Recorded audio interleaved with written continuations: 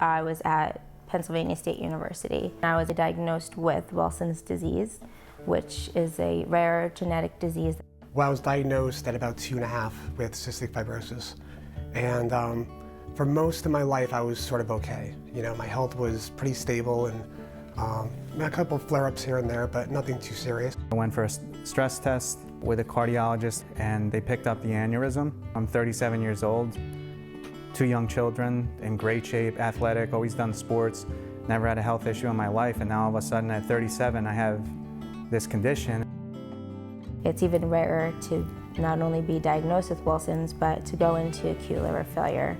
Because it was very acute, I needed a liver transplant. I mean, Jessica was the sickest person in the hospital the day of her transplant.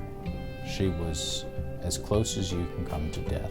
That's what happened to me in October of '09 is I hit that ledge and I just fell and I knew that there was just no coming back.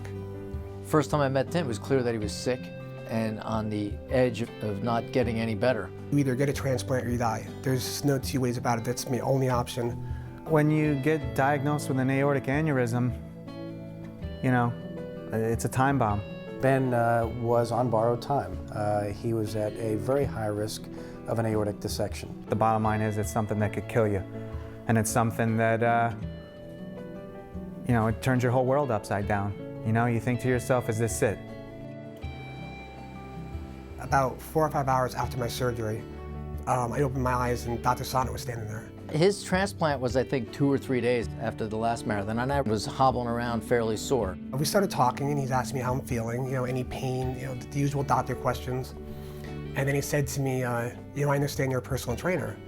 And I said, yeah, I am. And he said, well, I just did the New York City Marathon about a week ago. He looked as healthy as I ever looked, even though he was 1 day from the surgery, and said, why don't you run it with me next year? And I was shocked and I was like, yeah, that'd be great. A couple months out of surgery, when my wife was in the hospital and had just given birth to my youngest son, saying to each other, you know what, let's run a marathon, let's set a goal. The medical director for the race called me up and asked if he was in fact cleared and needed a letter of clearance. And I said, he's fine. I said, if it makes you feel any better, I'll run it with him, as a joke. Dr. Stewart pushed me to do things above and beyond after the surgery, you know? He wants you to live. He wants you to get as much as you can out of life. After my surgery, when I was in the recovery unit, I immediately started to feel better. I'm going to do everything I could do. I'm going to physically and mentally get better. So I went from running on my own to running a marathon. It's not about a race. It's about another challenge in my life. It's about taking literally one step at a time, and I could do it. Liver transplant is really a life-saving surgery, but not only that, we know liver transplant nowadays, not just to save the life, can also give patient back to their quality life. So it's really the proof of what liver transplant can do, just watching her run. And to watch a guy who, it was an effort to get out of bed 2 days after surgery to then complete 26 miles, it's a feeling that, it's an incredible feeling. If someone could recover from heart surgery and do a marathon, I felt I had no excuse to not run it with him. I was running also with my surgeon, Dr. Ben Samstein, and Dr. Cato was running, and Dr. Sylvia Hafliger was running. If the patient can run it, then doctor has to run it. Dr.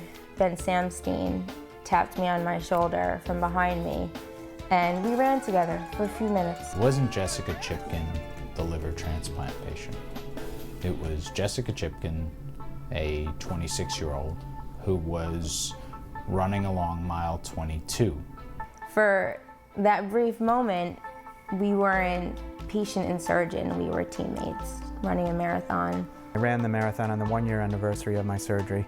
I was nowhere near as good a shape as Ben Carey was, but my goal was to finish upright. Ran a pretty decent time. I mean, I didn't expect to be able to. I ran it 4 hours and 23 minutes. It was just a great time being with him, getting to know him better, and helping him push through that 26 miles. Because when we were approaching them, I said to Dr. Sonnet, The one thing I'd really like, if you don't mind, is I'd like to get a picture of you holding my son. I'll remember that forever, seeing his young child coming toward him after running, almost 7 hours, and his little guys yelling, "Daddy runs fast, Daddy runs fast." In 20 years, he's gonna look back and he'll see a picture of the person who quite literally saved his father's life.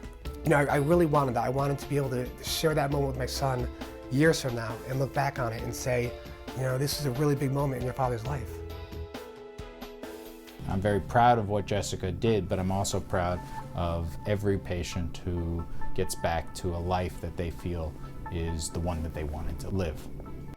The intention of operating on someone isn't to increase their number of days of life, it's to increase their living, to bring them back into the state of health before they were sick, or better yet, to a state of health that was even better. I really enjoy getting to be part of my patients' lives, or be in with them for the moments I'm with them. I love my story, and I love that it's made me who I am. Without New York-Presbyterian, who knows? Everyone knows that New York-Presbyterian is one of the best hospitals in the world. I mean, everybody in the place was amazing. They came across like they actually cared about you, like you were part of their family. New York-Presbyterian really gave me my life back. They gave me the ability to play with my son and to be here for my wife, and just to live a normal life, which I never really thought was possible.